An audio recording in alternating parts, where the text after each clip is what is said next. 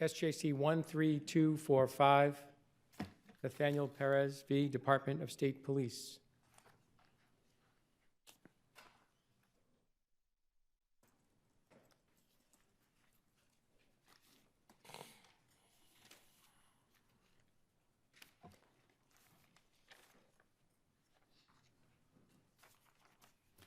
Okay, Attorney Bay, whenever you're ready. Thank you, Your Honor. Good morning, Your Honor. If it pleases the court, David Bay on behalf of Trooper Nathanael Perez, sitting in the front row in the audience. The issue before the court today is whether the state police trooper, Nathanael Perez, who was indicted and suspended without pay or benefits due to an indictment, is entitled to receive his back pay and benefits when said indictment did not result in a guilty finding. Now, pursuant to the Perry Law, also known as General Laws, Chapter 30, Section 59, the position of Perez is that Section 59 of Chapter 30 requires that he be reimbursed for his back pay and benefits during the period of time when he was suspended on the indictment that was eventually dismissed. But that begs the question if he was suspended under the Perry Law. Yes, Your Honor. And the issue, and that goes to the primary issue in this case, whether or not the Perry Law is optional. And Your Honor, big picture-wise, in order, if this court were to follow the state police's position that the Perry Law is optional, then the Perry Law essentially would have no purpose at all. But that's not true. Sometimes you don't. Sometimes you have a situation you don't want the person at work, and you don't want to go through a process. So you use the Perry Law, and if you decide to do so without a process, then at the end of the day, if the person isn't successfully prosecuted, you get compensation. I understand, Your Honor. However, the Perry Law does not preclude a process. The Perry Law does allow for one letter being provided to the employee to effect the suspension. The Perry Law does not say that that the agency is not permitted to have a hearing, just like they did in this situation, and then make that determination, Your Honor. So, Counsel, as I understand what you're arguing, basically, is that an entity could use the Perry Law if that, and maybe that's all they have is the Perry Law. But if an entity has other procedures, then the Perry Law is not precluded. It's not automatically not used just because there are other procedures in place for the employee. Somewhat, Your Honor. Okay. What I'm saying is that the state police can not make a decision of we're going to follow the Perry Law or we're not going to follow the Perry Law. If that were the case, if the state police were able to do that, every other agency could do that as well. Can you help me out as far as other agencies, other Perry Law alternative universes and other? The state police, they argue, have their own suspension provision. Do other agencies, police agencies or other governmental agencies have their own, if you know? Your Honor, my experience is this, they do, Your Honor. There is also a sister statute to the Perry Law that applies to local towns and counties as well. Did you cite to that in your brief? Yes, Your Honor. It is. We'll find it if you did. General Laws, Chapter 268A, Section 25. And essentially, the mirror image of the Perry Law, just applicable to towns and counties. Thank you. Although, can I follow up on Justice Gaziano's question? Because so there may be a parallel to the Perry Law, but are there other cases where people have other procedures separate and apart from either the Perry Law or that other statute? Are there other agencies that have those procedures? Your Honor, I'm sure that there are, Your Honor, but I'm not saying that the Perry Law. Unionized employees would always have, anytime you have a collective bargaining agreement, there's going to be a termination process that you can't use automatically, right? Or is the Perry Law one of those statutes that overrides collective bargaining, or does collective bargaining override the Perry Law? Your Honor, I would suggest the Perry Law would override any collective bargaining. Suggest or no? Is there? I don't know for a fact, Your Honor, but it is a statute, Your Honor. It was enacted in 1962. You got to remember, there's in state government, there's statutes that say when collective bargaining trumps a statute and when it doesn't. So you need to. That's like a yes or. It's actually not an. It will be defined. Often it's defined by statute. I'm unaware of anything in the statute that states that it is So is your argument the state police regulation is ultra vires? I'm sorry, Your Honor? Is your argument that the Perry law trumps the state police regulations? Your Honor, yes, Your Honor, it does trump it. However, it can be read the state police regulations, Article 6, can be read consistently with the Perry law. Maybe that's where because I was wondering whether you were saying it was ultra vires, but tell me how they can be read in harmony. Your Honor, the Perry law provides, the may in the Perry law, which is really what its issue here, is provides the state agency, like the state police, an option to suspend an employee who has been, in fact, indicted. It doesn't require that they suspend him, but they say, if you want to suspend this employee who has been indicted, you may do so. But if you do so, you shall take these steps. And that is the rest of the statute. And it does say provide notice, but it doesn't say provide notice that this is pursuant to the Perry law. Correct, Your Honor. It does provide notice. It requires that the employee provide notice, and that notice be filed with the Secretary of State, Your Honor. But aren't you saying, again, following up on Justice Gaziano, that the Perry law remedy trumps anything else? Meaning that if you were fired for indictment, you have to get your money back. That's your whole argument, because the Perry law says that. So the Perry law would trump all these other processes out there on remedy, right? Yes, Your Honor, but in that particular situation you're talking about, I mean, if the person was terminated, Your Honor, the Perry law would not apply. I mean, they would presumably have been found guilty, Your Honor. But you see, there's a difference between the Perry law and the police procedures. There are two big differences. One, the police procedures provide a hearing. You know, they give you a real hearing before they, stop paying you, right? And also the Perry law provides that if you're indicted and you're not convicted, you get your money back. But the police procedures do the opposite. They provide an alternative remedy, which is you get rehired, but you don't get your money back. So, there are two different things going on here. You don't, and just to push the question, and I'll turn it over to you, but here this guy was given a hearing. The police officer was given a hearing.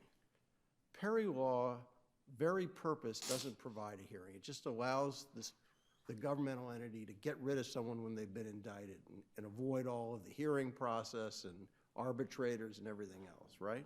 Yes, Your Honor. However, the Perry law does not preclude a hearing. And the hearing, pursuant to Article 6 of the state police, that is the may in the Perry law, Your Honor. The state police have a hearing where it is determined whether or not the state trooper is suspended without pay, and then that hearing decision is approved by the colonel. See, But that's your argument that you're making this a hybrid. Why isn't the may just either or? You may proceed under the Perry law and just as soon as the person is indicted, suspend them without pay, and then wait till the process whirls out. Or you may, if there's an alternative procedural vertical, use that, and that's what the state police did here. You're merging them together, but where's your authority for that? Well, Your Honor, it's right in the Perry law. The plain language of the Perry law does not allow a state agency to choose whether or not it follows the law. It allows a state agency the option of suspending an employee who has been indicted. That is where the may goes. So may is not applicable to, listen, the state agency can choose whether or not to follow the Perry law. That is the main difference here. I'm not sure I follow you. If the statute says that the employee may be suspended without pay under the Perry law, with no process whatsoever other than the indictment or the criminal process coming down, and that's it, right? Hard stop, right? The person can be suspended. Yes. Without pay. Yes. And then pending whatever happens after that, if they were suspended under the Perry law and they're vindicated at the end, they get their back pay. Yes, Your Okay, Honor. so that's one vertical. But why doesn't the may refer to that there may be some other process, like in this case, the state police procedures, where you can't read them harmoniously because under the state police procedure, you get process, you get a hearing, you're suspended, and then at the end, if you're vindicated and you're, like in this case, reinstated, you don't get that. Your Honor, for two reasons, Your Honor. The plain language of the Perry law does not allow for a state agency to make a choice as to whether or not to follow the Perry law. The way it reads does not give a state agency like the state police that option. But I would like to address one point you made here, is that Article 6 and the Perry Law can be read harmoniously together. The Perry Law does not state that a state agency like the state police cannot give a trooper a hearing. And counsel, wouldn't it be a fair statement that if, say the notice had been given and said this is pursuant to the Perry Law, but you've got Article 6 in the rules and regulations, and the trooper at that point say, well, I'm entitled to the process under Article 6, notwithstanding that you said you're applying the Perry Law?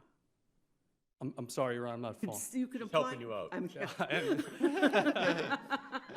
What I'm saying is that, say the state police in this case made a notice and said, under the Perry Law, we're suspending you. But now you've got all these procedures and arguably rights for the state police under their contract or under their articles here. The state trooper could say, yeah, you suspended me under the Perry Law, but you still have to give me the process that I'm entitled to in the regulations. Yes, Your Honor, absolutely. That's an option as well. But what I was also trying to say is that as the Perry Law does not preclude a hearing, the state police are free to codify that within their own internal regulations, which they have. And then after that hearing is They don't cross-reference the Perry Law, and they don't say anything that they're going to give you your money back if, right? They've got their own completely independent process that doesn't reference the Perry Law, that doesn't abide by the Perry Law. They've just created their own universe. They have, Your Honor. However, I would also suggest, Your Honor, that their regulations can be read consistent with the Perry Law, because there's nothing in the state police regulations that addresses one way or the other what happens with an indicted employee who is then not found guilty. That's where the Perry Law comes in. Well, Attorney Bay, is there anything in the legislative history that suggests, that backs you up, that saying that, yes, the Perry Law is meant to cover all circumstances and you can't just opt out of it? Well, that's exactly what I was trying to find, Your Honor. Something that that a state agent can just choose not to follow it. It's just not out there, Your Honor. What about the new legislation that came up on the police accountability statutes? Yes, How Your does Honor. that impact your argument? I think you're referencing to Chapter 220C, Section 13, Your Honor. And again, just like with Article 6, the Perry Law can be read consistent with General Laws 22C, Section 13. 22 Section C, Section 13 essentially codifies Article 6.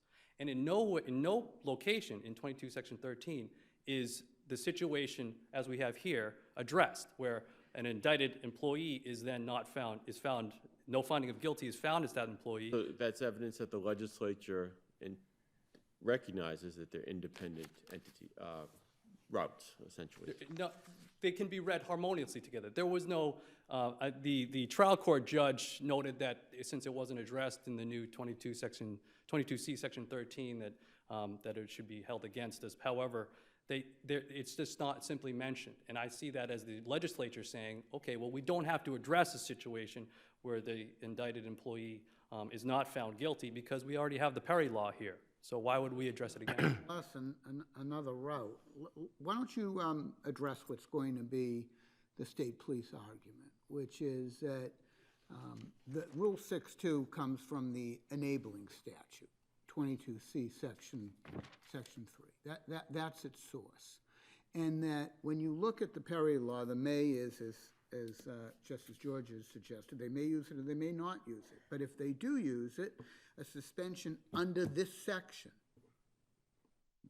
meaning the Perry Law, any person so suspended, meaning so suspended under the Perry Law, any such suspension, they're going to say that clearly indicates that the reimbursement, if the criminal prosecution doesn't go anywhere, is under the Perry Law.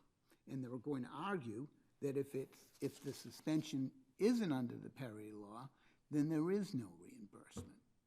Yes, Your Honor, that goes back to the primary issue here, is whether or not the state police have that option to do that. And yes, 22C Section 3 provides the colonel with that power to create these rules and internal rules and regulations.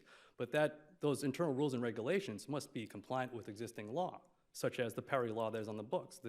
For instance, the colonel can't go start making internal regulations within state police that conflict with other laws out there, Your Honor. Just like, But they can say that the regulations comes from the enabling statute, so that the regulation doesn't trump the Perry law. The source of the regulation, the delegation, is from 22C Section 3. yes, Your Honor, I agree with you, Your Honor. But I would suggest that just simply the fact that the colonel has that power, the colonel cannot create internal procedures and policies that conflict with the existing law. Could I ask one follow-up question, Chief, to your question, which is the legislative history? The Perry law is passed, what's the origin of it? It has to do with the firing of a high-level government official, right? Yes, Your Honor. It was the first handle. It was put forth by a Duxbury representative. I believe his name was Joseph Perry or Justin Perry, and it was a situation where they had the commissioner of the commissioner of public waterways was under indictment, and he was still operating in his official capacity. And the Globe article that I identified from 1962, that's as part of my addendum, identifies that is one of the reasons why the Perry law was being put forth. So does it have a distinct purpose, which is you've got a sort of a high-level government official, and you want to get him or her out of the job immediately without any process besides a notice? So it has a sort of a distinct aspect to it. Do you agree with that, or? Your Honor, that's why it was initially created. I mean, that is how the court has treated it as well.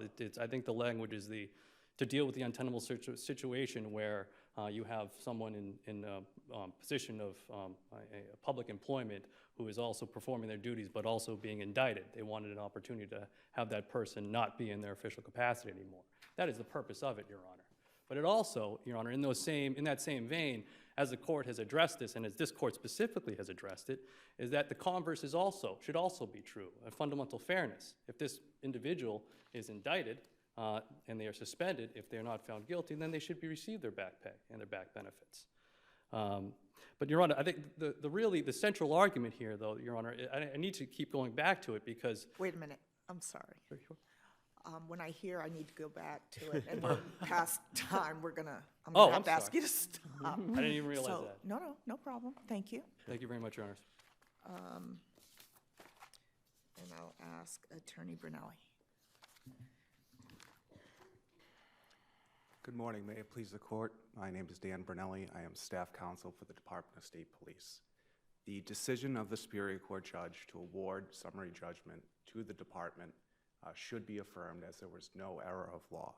It's the department's position that Chapter 30, Section 59 is a discretionary statutory tool or remedy that state agencies can use based on the plain language of the statute, the legislative history, and then subsequent legislative Can you enactments. help us out as far as other state agencies who else have analogs to the Perry law? I was unable in the case law to find any equivalent state agency. You have the case law talking about removal through civil service after a suspension of the Perry law is done, but beyond the Department of State Police, I was unable to find any case law of other state agencies that have a removal statute, a temporary removal statute as a result of an indictment or misconduct. I would note that while the Article 6 is dated 2001, there is case law from the 70s and the 1940s that relate to the department's removal statutes and trial board statutes, specifically O'Hara versus the Commissioner of Public Safety from 1971, in which talks about removal because of misconduct or crimes or violations of rules and regulations, and also Concannon So versus. the executive branch doesn't have any processes for terminating non-union employees? They don't have their own internal procedures? Well, I think there's a difference for the Department of State Police. There's a difference between temporary removal I from understand the state police process, but if I work in Health and Human Services and I'm an executive employee, I'm not in a union, and I get terminated, there are no internal procedures that you're aware of for those? And, I mean, we've got all of government out there. Most of the state, you know, a lot of them are in unions, and unions have processes. Again, I'm going to ask you the same question I asked Mr. Bay, which is, does the union trump, do we know whether collective bargaining trumps the Perry law or the Perry law trumps collective bargaining? Is that one of those statutes that addressed? So what I would say on the case law is that this court has found that it's a temporary removal statute, that it's not a termination statute. If an individual is convicted and then wants to return to service, or if they're not convicted, a state agency or the functional municipal equivalent under 268A, Section 25, which is the same language, they can still go through their normal processes. And specifically, that is the case of Brittle, strike that, Commissioners of Civil Service versus the Municipal Court of Brighton District Court. What's the site for that? I don't have it in front of me, I apologize. Is that an appellate That decision? Brittle, you said? No, that is the Commissioners of Civil Service versus the Municipal Court of Brighton District. And in that particular case, the Boston Police Commissioner temporarily removed an individual from office as law enforcement officer for the city of Boston because he was indicted. That was done pursuant to the municipal equivalent, 268A, Section 25. Is this an appeals court decision? I believe so, yes. I vaguely remember this. And then he was found not guilty. The commissioner at that point said, well, even though you're not found guilty, based on the evidence, I'm moving to discharge you. They went through the civil service process of Chapter 31, and the court upheld that even though he was found not guilty, that they could still discharge because of the civil service jurisdiction. The civil service could just discharge him despite the fact that he was found not guilty. So there are removal statutes. I think the key distinction here is that it's not a... But can I just push you then? Because, again, the civil service laws in some respects apply to a huge number of executive branch employees. So does that Brittle case say then that the civil service law, you can go the civil service route or you can go the Perry route? No, they're two distinct things. Okay. I think if someone is being suspended under the Perry law based on the plain language of the statute, there's no review of that decision. The first paragraph says, again, there's the discretionary may, but then when it talks about notice, it said notice shall be given via letter and also service to the Secretary of State, and the suspension becomes automatic. That's all it takes. Is there an indictment, an invocation that we're going to use the Perry law? Here's notice that we're using the Perry law. But it doesn't say they have to, the statute doesn't say that the notice requires the invocation of the Perry law. I would say read together with all 5 paragraphs where they're talking, they may suspend under the statute, notice of said suspension has to be given, and that the second and third paragraph, when they're talking of the ramifications of that, they say anyone so suspended, a suspension under this statute. And I think when you have that language, it means that it was a discretionary tool that state agencies could use but do not have to use. I think we're in a very different position if the legislature said anyone suspended as a result of an indictment should be given these rights. They don't say that. They say anyone suspended under this section, which I think based on the plain language is a crucial distinction. Can I ask you about that then? Because the last paragraph of the Perry law does not say suspended under this section or so suspended as the other paragraphs do. Instead, it just says, if the criminal proceeding against this person suspended are terminated, he shall receive all compensation.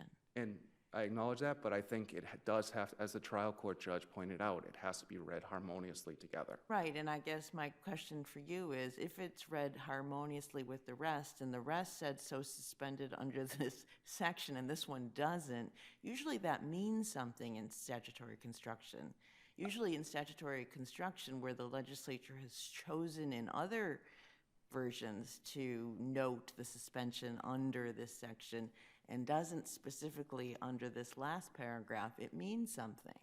I would agree if the 30 Section 59 contained multiple avenues, multiple types of suspension, But where Section 59 relates specifically to invoking the Perry law to suspend someone without pay, that's suspended in the last paragraph still has to be read and relates back to the third paragraph, the second paragraph, and the first paragraph where it talks about so suspended.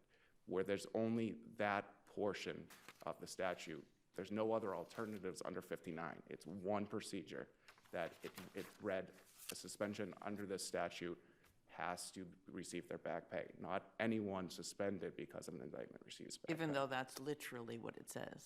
Because of the narrowness of the statute, I would say that it has to be read that way. Counsel, then would you disagree with your brother's view that if a suspension were imposed under the Perry law, that the person that was being suspended could then invoke the procedures of another vertical to get a hearing? I would argue that no, because it would be futile. There's no exception under the Perry law. There's no right of a hearing. There's no right of appeal to the trial court or the direct appeal to the appeals court. If you are indicted and you are suspended under the Perry law, it's indefinite until that indictment is removed. Right, So- but the suspension could be removed before the indictment's cleared up if it's going under the state police procedures, couldn't it? If it's under the Perry law, it's not. I would suggest, based on the plain language, if you are invoking the Perry law, that suspension without pay is in force until that indictment is So cleared. you're saying then that the procedures the state police have for suspension or termination would not apply at all? Correct. And just to be clear, there's two distinct, for the Department of State Police, there's two distinct things here. There's the duty status, which we use in this case, which is we say, because of maybe an internal event, like an internal affairs investigation, or an external event, criminal complaint issued, arrest, or indictment, we have a question of whether you should be fit for duty and carry on the responsibilities of a law enforcement officer. Therefore, we have this procedure where you get a pre-deprivation hearing, you can make your case. The board has discretion of 4 choices: full duty, restricted duty, suspended with pay, or suspended without pay, and there's also a right of appeal. That is different than termination, where termination happens or discipline happens as a different part of Article 6. That's the trial board process. And under the statute, though, there's nothing in the statute that says that the employer cannot change his or her mind about the suspension pending indictment. Under the plain language, yes, I would agree with that. Can you address the impact of the new police accountability legislation on legislative intent? So I would say that if the court accepts my brother's arguments, that they can be viewed together. Going forward, I would suggest there is conflict now based on 22C, Section 13, Part B. In that, the legislature essentially codified Article 6. And it says, if you are indicted, criminal complaint issued against you, if you're referred to a prosecution agency for an investigation or other means, the colonel can suspend you without pay. Prior to doing that, you have to get a hearing, similar to Article 6. The legislature saw it fit to include that for the first year, if you're suspended without pay, you cannot appeal that to the Civil Service Commission under Chapter 31, Sections 41 through 45. However, you can appeal it pursuant to Mass General Law 22C, Section 43, which says anyone that's aggrieved by the order of a colonel has a right to another agency hearing. If you're still aggrieved by that secondary agency hearing by the Department of State Police, you can appeal that to the Superior Court under 30A review. They included that in the statute. And then they also included the final part that says if you're still suspended after a year and there's been a material change in circumstances, you can petition the colonel again, ask for another hearing. After that year, if you were still suspended without pay, you can then appeal to the Civil Service Commission pursuant to Sections 41 through 45 of Chapter 31. So I would suggest that there is conflict going forward where you have the legislature defining specific requirements for the Department of State Police if they want to suspend someone without pay pursuant to an indictment. And then none of that is mentioned under the Perry law. So if we invoke the Perry law, which is notice, automatic, no hearing going forward until the indictment is reviewed, you're then in conflict with Section 13 of Section B. And so where you have that tension and where the legislature saw it fit not to mention Chapter 30, Section 49, when it wrote the new section of Chapter 13, the conclusion from that I would suggest you can draw is that the Perry law is discretionary, that it's a remedy that can be used, but it's not automatic. Otherwise, they would have repealed the Perry law because it would have been inconsistent since there's no right to a hearing. It would repeal the Perry law to the department. I would say it would not repeal the Perry law in whole. It would just say that if you're using 13B, you're not using the Perry law. You're using the department's procedures that has been laid out by the legislature that was codified in Article 6. Right. And you're not using the Perry law in that situation. Counsel, I have a question about paragraph 3 of the statute. It says, "A suspension under this section shall not in any way be used to prejudice the rights of the suspended person, either civilly or criminally." What do you think that means? I would say that I didn't see any case law related to that, but the fact that they were removed from service cannot be used in the criminal prosecution against them. But what about the civil part?